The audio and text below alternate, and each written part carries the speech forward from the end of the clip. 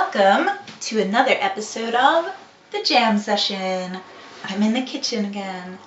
Have you ever seen those giant fluffy pancakes that people have been making in their rice cookers?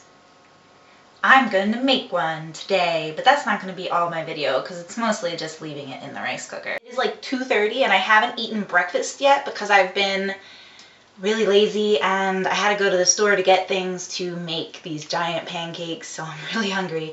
So I'm going to show you the ingredients. Unlike the gyudon that I made the last time, this recipe calls only for pancake mix, 1 egg, and milk, this is soy milk because I don't drink milk. And I also bought cake syrup, cakey syrup. Yes. It's not Canadian, but I didn't have $10 to spend on Canadian syrup.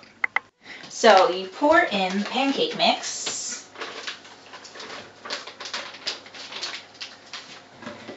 Three-fourths cup of milk. I don't have a 3/4 cup, so I'm going to do 3 1/4 cup. I should have bought more milk so that, this wouldn't be all of my milk.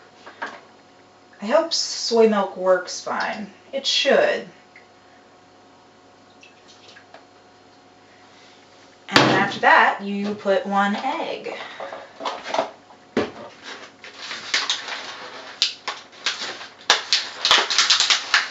Oh, why can't I open my eggs? Oh. The eggs have like a pull tab to open them.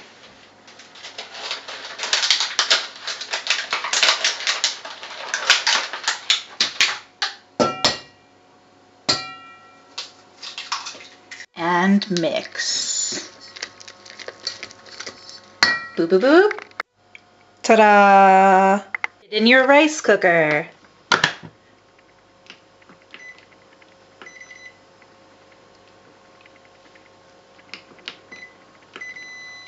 Yeah, that's how I get the rice cooker to work. Alright, so now that I have to wait 45 minutes for my giant pancake to cook, or 45 minutes or so, I will tell you a little bit about my week. So this week, on Monday and Tuesday, I had another prefectural orientation type meeting. It was a skill development seminar, and it was actually very useful. It was much more useful than the initial Akita JET orientation, and it also was not just JETs in Akita, it was also Japanese teachers of English as well.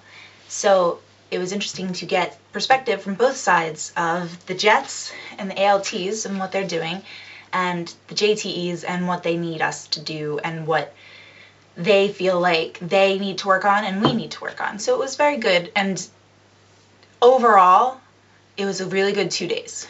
On Wednesday I was originally scheduled to have 6 classes, 5 classes that I would normally have on Wednesday, and then 1 extra class because for some reason the first 5 periods on Wednesday were normal Wednesday periods and 6th period was like Monday 4th period or something. However, 3rd period ended up being canceled because people from the BOE and the main office for education in Yokote City came and watched some of our classes during 2nd period, and then 3rd period we had a meeting with them. Now normally I don't have to go to these meetings because they are held in completely Japanese, but I had to go to this one. The reason I had to go to this one was because they wanted me to introduce myself in Japanese to some of these people from the Board of Education, even though most of the Board of Education in Yokote City has met me this summer when I first came. So I still didn't really understand, and that was only like 2 seconds, and then I had to sit through another 45 minutes of Japanese that I barely understand. But it wasn't that bad. I mean, it was pretty crappy, but overall, I think it really prepared me for what happened to me on Thursday. On Thursday, we had demo classes at 2 other schools, so not my school. I didn't have to do another demo class. I had to go watch another demo class and write down notes about it. But after the 2 demo classes, we had lunch, and then we had a meeting with the Japanese teachers of English who also viewed the demo class.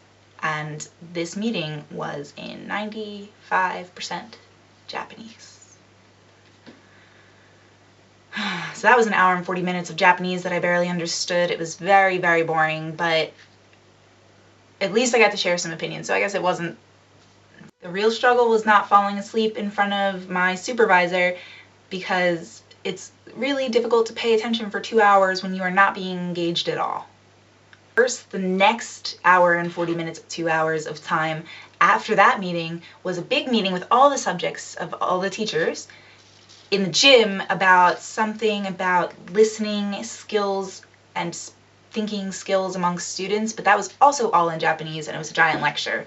So, God, that was so hard not to fall asleep. So here I am at beautiful Lake Tazawa in southern Akita.